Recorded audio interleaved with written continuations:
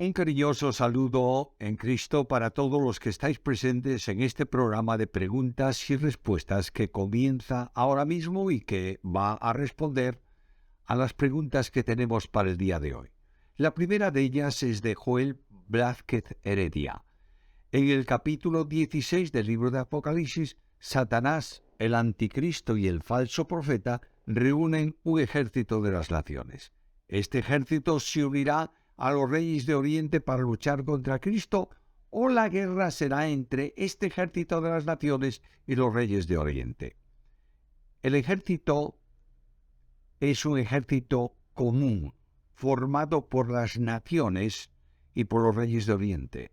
Ese ejército estará concentrado en el valle del Meguido para luchar contra el Señor, cumpliendo la profecía del Salmo 2. No van a luchar las naciones entre sí, sino que las naciones pretenden luchar contra Cristo.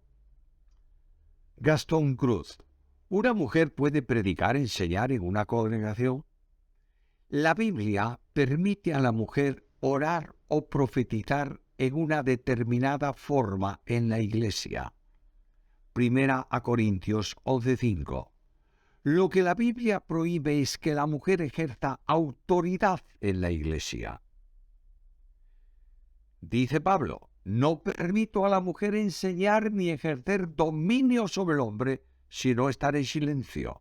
Primera carta a Timoteo, capítulo 2, versículo 12.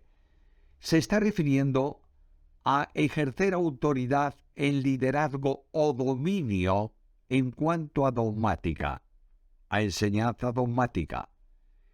En ese sentido, la mujer no está para enseñar, está para aprender. Y el ejercicio de autoridad al que deban someterse todos, incluyendo los hombres, por supuesto, está vetado por Pablo a la mujer. Manuel Ruiz de Morales Cortés. Respecto a la venida del Señor, usted nos dice que puede ser en cualquier momento.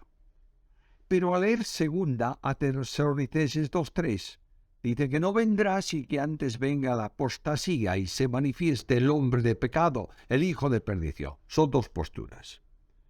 Para esta contraria a la que usted enseña, la condición es la apostasía y la manifestación del hombre de pecado, o sea, el anticristo.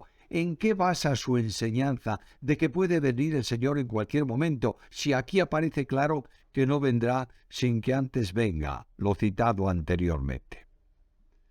Mi querido amigo, una cosa es la segunda venida, de la que Pablo está tratando ahí, que será el momento en que Jesucristo descienda del cielo a la tierra y ponga sus pies sobre el monte de los olivos y establezca luego el reino literal en la tierra por 1000 años.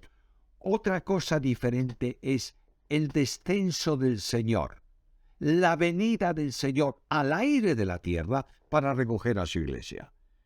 Para el arrebatamiento, el traslado de la iglesia, no hay señales que tengan que cumplirse. Pero para la segunda venida de Cristo, literal y real, sí hay todas esas señales que tú indicas en la pregunta. Josías Ortiz. ¿Tenemos que confesar los pecados a otros hermanos? Bueno, así escribe Santiago.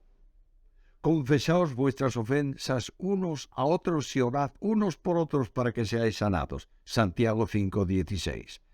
No se trata de una confesión pública o general, porque la Biblia enseña que todo pecado es una ofensa directa a Dios y es a Él a quien debe confesarse. Carta primera de Juan, capítulo 1, versículo 9. Lo que enseña en el texto tiene que ver con las faltas personales entre hermanos. Esto equivale a pedir perdón a quien hemos ofendido, pero eso no requiere una confesión pública, sino simplemente la manifestación de arrepentimiento, de pedir perdón al hermano que ha sido ofendido. Eugenio Jiménez, ¿podría explicarme Mateo 3:11? Quisiera entender qué es el bautismo en fuego. Llevo poco tiempo leyendo y me cuesta mucho entender la Biblia.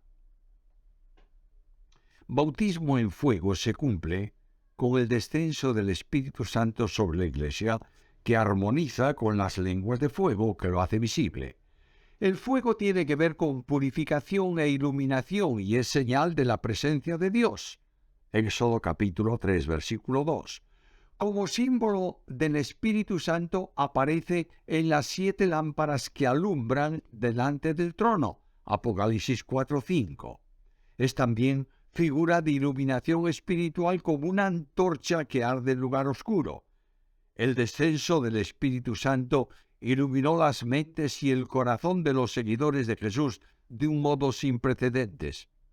La fuerza del fuego animó con el calor divino las voluntades de los cristianos.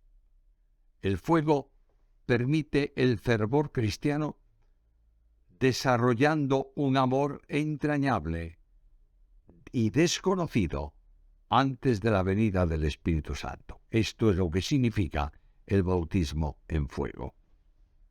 Et loco. Me gustaría hacerle 2 preguntas si pudiera responderlas. ¿A qué se refiere Pablo cuando dice hacer morir los malos deseos? ¿Y por qué la oración enseñada por Jesús dice no nos metas en la tentación? Bueno, hacer morir los malos deseos es el resultado o la petición que ruega al Señor vivir la identificación con Cristo, en donde los deseos pecaminosos quedan controlados por el Espíritu de Dios y ya no gobiernan la vida del creyente, que está muerto a esos deseos al estar identificado con Cristo. Eso es a lo que Pablo se refiere cuando dice haced morir los malos deseos. La expresión no nos metas en la tentación es una forma de decir no permitas que la tentación nos haga caer. No nos dejes solo en ella. Más adelante dice líbranos del maligno, es decir, que el maligno no consiga su propósito con la tentación. Dios no genera nunca la tentación, pero puede permitir que seamos tentados. Y lo que está diciendo en el sentido, en el contexto de esa frase, es, Señor, no permitas que seamos probados en la tentación. Y si lo permites, que el maligno no consiga sus propósitos. Josefina Villa. Me confunde mucho estos comentarios. Dios escucha las oraciones y me respondió. Lo comentan cuando han recibido lo que piden, haciendo mención de su fe. Pero en mi caso estuve orando por meses, por mi esposo que se enfermó de cáncer en el cerebelo y murió después de meses. Estos comentarios me hacen sentir que no iré con fe o que Dios no nos escuchó. Me gustaría que me comentara su opinión.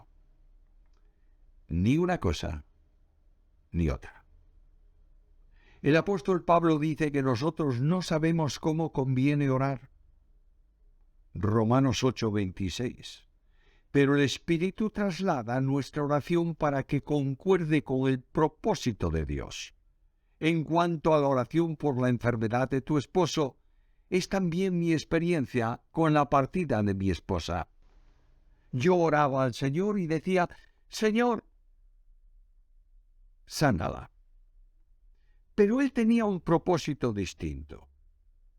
Y en una ocasión yo pensé y dije, no voy a predicar nunca más sobre el versículo que dice que Dios escucha mi oración y la responde, porque yo oré intensamente y no me respondió. Conforme a lo que pedía. No voy a predicar otro versículo. Y es aquel que dice que cuando 2 se ponen de acuerdo en lo que convienen, Dios responde. Y cientos de personas estuvieron orando por mi esposa. Y el Señor la llevó. Pero el pensamiento mío al impulso del Espíritu fue Apocalipsis 21:4, donde dice que en el cielo no hay llanto, ni clamor, ni dolor. Y Dios me dijo, tú, por su palabra, no Él, directamente, tú has estado orando. Y yo respondí tu oración de una forma mucho mayor de lo que pedías. ¿Has pedido sanidad? Para siempre sana. ¿Has pedido tranquilidad? No hay llanto ni dolor. Por tanto, yo respondo siempre. Dios contesta siempre las oraciones, pero lo hace según su propósito. Y la enfermedad en la Biblia no siempre es posible que sea sanada, porque tiene tres propósitos la enfermedad. Una, que pueda ser sanada para glorificar a Dios entre los hombres. Dos, que sea en razón de pecado sin confesar, que no es el caso de tu esposo ni de mi esposa. Tres, que sea para llevar a un creyente a la presencia del Señor. Por tanto, anímate, aliéntate. Lo que yo tengo claro es que Dios tiene un plan para tu vida, como también la tiene para la mía. Flavio Santos, ¿puede explicar por qué los que niegan la Trinidad niegan a Dios? Pregunto porque solo Jesús niegan la Trinidad, pero creen en Jesucristo y no creen en la Trinidad. ¿Son salvos? Los que niegan que Jesús sea la segunda persona de la deidad niegan a Jesús. Porque Juan dice en el capítulo 1, versículo 1, en el principio el verbo era con Dios y el verbo era Dios. Negar la Trinidad es negar la Biblia y negar a Dios, porque el ser divino existe eternamente en tres personas, como se menciona en varios lugares del Antiguo y del Nuevo Testamento. A modo de ejemplo, la bendición de Pablo en 2 Corintios 13:13, en donde menciona las tres personas divinas bendiciendo a la Iglesia. La vida eterna es que conozcamos al Padre y al Hijo. Juan capítulo 17, versículo 3. Y el apóstol Juan enseña que todo aquel que niega al Hijo, negar al Hijo no solo como hombre, sino como Dios, tampoco tiene al Padre. El que confiesa al Hijo también tiene al Padre. Carta primera de Juan capítulo 2, versículo 23. Jesús recibe adoración, por tanto es Dios, y afirma que Él y el Padre son uno. Quien niega la Trinidad niega a Dios. Y quien niega a Dios no tiene salvación. Eduardo Jiménez Jiménez. Cuando el rey Belsasar vio la escritura famosa en la pared y los 120 sátrapas no pudieron darle el significado, siendo hombres sabios y capaces, no pudieron revelar la escritura porque era un idioma desconocido para ellos. Dicho idioma, puede ser que Mene Mene Tekel Upharsin sea el idioma que se habla en el cielo. No se dice que desconocían el idioma, es decir, el sentido de cada palabra. Lo que no entendían era el significado de aquellas palabras sueltas, y no pudieron descifrar la escritura en lo que decía, hasta que Daniel dio el significado de la equivalencia de cada palabra en un mensaje completo. Que ese sea el idioma celestial para los creyentes no está justificado en ningún lugar de la Biblia. Daniel Salvador, ¿qué significa que los discípulos harían obras mayores que las de Cristo? Mayores en el sentido de más abundantes, de modo que, por ejemplo, la sombra de Pedro producía sanidad en enfermos, cosa que no se dice que hizo la sombra de Jesús. Pero, sobre todo, los discípulos cosecharon miles de personas que creyeron en Cristo por la predicación de ellos, mientras que el Señor logró reunir durante todo su ministerio, a lo sumo, 500 discípulos. Carta 1 Corintios 15:6. Mientras que el primer mensaje del Evangelio predicado por Pedro trajo la salvación de 3.000 personas. Hechos 2:41. Muchos de estos recursos de poder quieren ser usados por hombres en el tiempo presente con aparentes milagros que reúnen multitud de gente que aplauden al sanador de turno y que cuando no puede hacer un milagro, echa la culpa a la falta de fe del que necesitaba ser sanado. Josué Alamilla. ¿Qué opina de Karl Barth? Bueno, para opinar sobre alguien hay que conocer profundamente toda su obra, y este no es mi caso, en relación con el teólogo Karl Barth. Lo que ocurre es que, en lugar de estar pensando y opinando de hombres, veamos qué es lo que los hombres, esos hombres, dicen acerca de verdades bíblicas, contrastémoslos con la Biblia y aceptemos aquello que coincide con la verdad revelada. Ángel Fernández Vidal. Nadie quería tocar a un leproso para no contagiarse. Jesús los tocaba. ¿Él no se podía contagiar como ser humano? No se puede hablar de Cristo como ser humano en el sentido de una persona humana, porque Jesús, como hombre, es la manifestación del Verbo encarnado. No es una persona humana, es una persona divino-humano. Por tanto, como Dios, no puede en modo alguno contaminarse. Ángel Fernández Vidal. No entiendo Juan 16:33. Dice que tendremos aflicción y el consuelo es que Jesús venció al mundo. ¿De qué manera es consolador a nuestro sufrimiento que Jesús venció al mundo? Bueno, Jesús les advierte sobre lo que tendrían que esperar en el mundo y del mundo, que es aflicción. Pero el mundo pasa. Pero el que hace la voluntad de Dios permanece para siempre. Carta primera de Juan 2:17. Esto es posible porque Cristo ha vencido al mundo y por eso en todas estas cosas somos más que vencedores por medio de aquel que nos amó. Romanos 8:37. Los creyentes somos llevados siempre en triunfo en la medida en que permanecemos en Cristo. El consuelo está en que la aflicción pasa, pero la gloria es para siempre. Que el mundo perece, pero el creyente tiene una morada eterna en los cielos. Diana Consuelo Fuentes Roballo. ¿Tenemos alguna referencia bíblica que nos indique que escribía Jesús en tierra en el episodio de la mujer hallada en adulterio? Ninguna referencia. Y no se sabe si el término escribir se refiere a un texto que se podía leer o que mientras acusaban a la mujer, él escribía, marcaba la tierra, como si estuviese desinteresándose por lo que aquellos tramaban. Es decir, no tenemos evidencia de lo que Jesús escribió, si escribió alguna frase en tierra.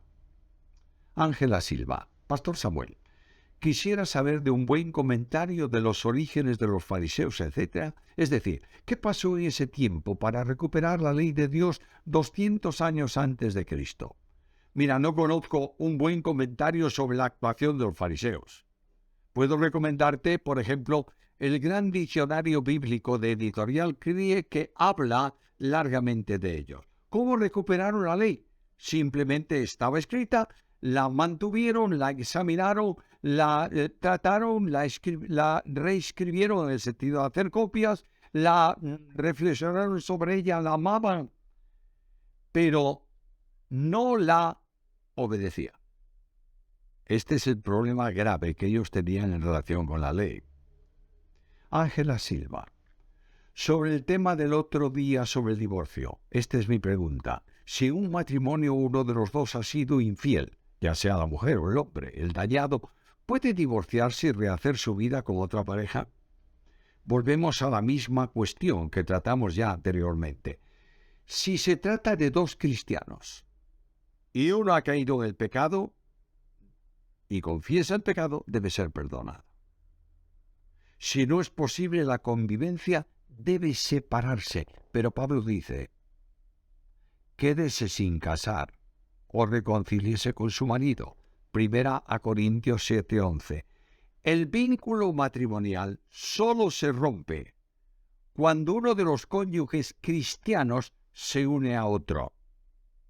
Por tanto, no podemos decir que como cometió un adulterio, yo lo dejo y me caso con otro y rehago mi vida. Más bien, deshago mi vida en ese sentido. Debo encomendar el problema en las manos de Dios. Dios resuelve los problemas cuando nosotros descansamos en Él. Con esto terminamos nuestro programa de hoy. Espero veros, si el Señor lo permite, en el próximo programa de preguntas y respuestas.